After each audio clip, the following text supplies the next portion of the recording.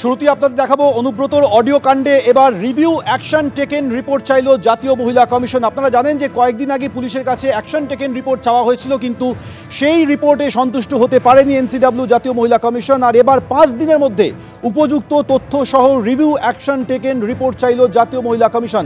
বিস্তারিত জানবো আমাদের প্রতিনিধি পার্থপ্রতিম ঘোষ এই মুহূর্তে সরাসরি রয়েছে। পার্থপ্রতিম, নতুন করে যে রিভিউ অ্যাকশন টেকেন রিপোর্ট চেয়ে পাঠিয়েছে এনসিডব্লিউ, তাতে তো ছত্রে ছত্রে কঠোরভাবে তারা বিভিন্ন প্রশ্ন তুলেছে।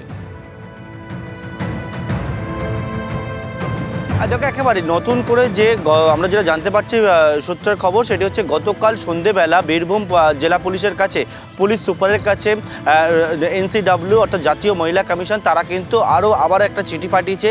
এবং সেই চিঠি পাঠিয়ে প্রথমে রাজ্য পুলিশের ডিজিকে চিঠি পাঠাবার পর একেবারে বীরভূম পুলিশ সুপার তিনি যে উত্তর দিয়েছিল অর্থাৎ অ্যাকশন টেকেন রিপোর্ট পাঠিয়েছিল, সেই রিপোর্টে আগেই জানিয়েছিল এনসিডব্লিউ তারা কিন্তু সন্তুষ্ট নয়।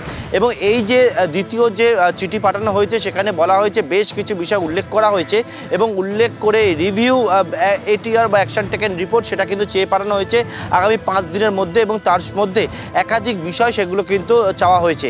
যেমন তারা যে বিষয়টা বলছেন যে এক্ষেত্রে তারা যে অ্যাকশন টেকেন রিপোর্ট পেয়েছিল পুলিশের কাছ থেকে, সেখানে অনুব্রত মণ্ডলের এফআইআর সেটা ছিল না, অনুব্রত মণ্ডল অর্থাৎ অভিযুক্তের কোনো রকম কোনো মেডিকেল সার্টিফিকেট সেটা কিন্তু পুলিশ দেয়নি, বা অন্যান্য যে সাপোর্টিং ডকুমেন্টসগুলো সেগুলো কিছু দেয়নি। এবং একাধিক ক্ষেত্রে তারা মনে করছে এনসিডব্লিউ যেটা সূত্রের খবর সেটা হচ্ছে তদন্তের ক্ষেত্রে তারা দেখতে পাচ্ছেন একাধিক জায়গায় অস্বচ্ছতা সেটা কিন্তু রয়েছে। এবং এর পাশাপাশি আরও বেশ কিছু উপদেশ, বেশ কিছু নির্দেশ সেটা কিন্তু দেওয়া হয়েছে এইবারের চিঠিতে। এবং যার মধ্যে বলা হচ্ছে যে তারা অত্যন্ত অবাক হচ্ছেন যে বিষয়টায়, সেটা হচ্ছে তারা দেখতে পেয়েছেন যে আইসির 2টি মোবাইল ফোন বাজেয়াপ্ত করা হয়েছে, কিন্তু যিনি অভিযুক্ত তার কোনো রকম কোনো ইলেকট্রনিক্স ডিভাইস সেটা বাজেয়াপ্ত হয়নি, যেটা তদন্তের ক্ষেত্রে অত্যন্ত প্রয়োজন সেইটা কিন্তু উল্লেখ করা হয়েছে বলে আমরা জানতে পেরেছি।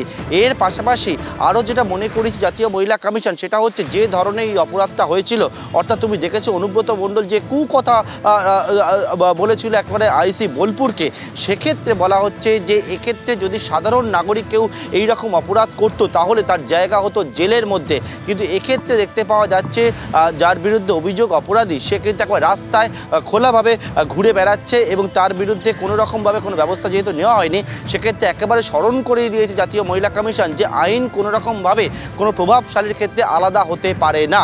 অবিলম্বে অনুব্রত মণ্ডলের যে 2টি মোবাইল ফোন রয়েছে সেই মোবাইল ফোন বাজেয়াপ্ত করার জন্য নির্দেশ দেওয়া হয়েছে এবং কোনো রকমভাবে যাতে কোনো সময় অতিবাহিত না হয় সেই বিষয়টা উল্লেখ করা হয়েছে। পাশাপাশি কিন্তু জাতীয় মহিলা কমিশন তারা আরও যে বিষয়টা জানিয়েছে সেটি হচ্ছে যে যে 4টি ধারা তুমি জানো যে মামলা হয়েছে, সেই 4টি ধারার পাশাপাশি আরও 3টি ধারা যুক্ত করার জন্য নির্দেশ দিয়েছে জেলা পুলিশকে। এবং সেক্ষেত্রে ভারতীয় ন্যায় সংহিতার 79 নম্বর ধারা, অন্যদিকে 352 নম্বর ধারা এবং জামিন অযোগ্য আরও একটি ধারা 74 নম্বর ধারা, এই ধারাগুলিকে যুক্ত করার জন্য নির্দেশ দেওয়া হয়েছে। কারণ তারা মনে করছে যে ধরনের অপরাধ হয়েছে সেই ধরনের অপরাধের ক্ষেত্রে এই ধারাগুলো যে 4টি ধারা রয়েছে তার সঙ্গে যুক্ত করা অত্যন্ত প্রয়োজন রয়েছে।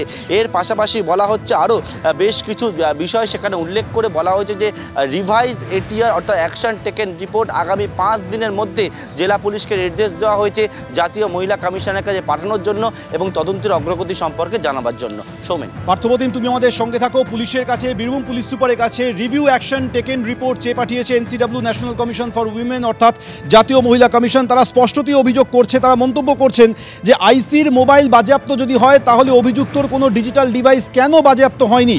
একই অপরাধ কোনো সাধারণ নাগরিক করলে তাকে তো জেলে থাকতে হতো। এক্ষেত্রে অভিযুক্ত খোলামেলা ঘুরে বেড়াচ্ছেন, আইন প্রভাবশালীদের ক্ষেত্রে বিপরীত হতে পারে না।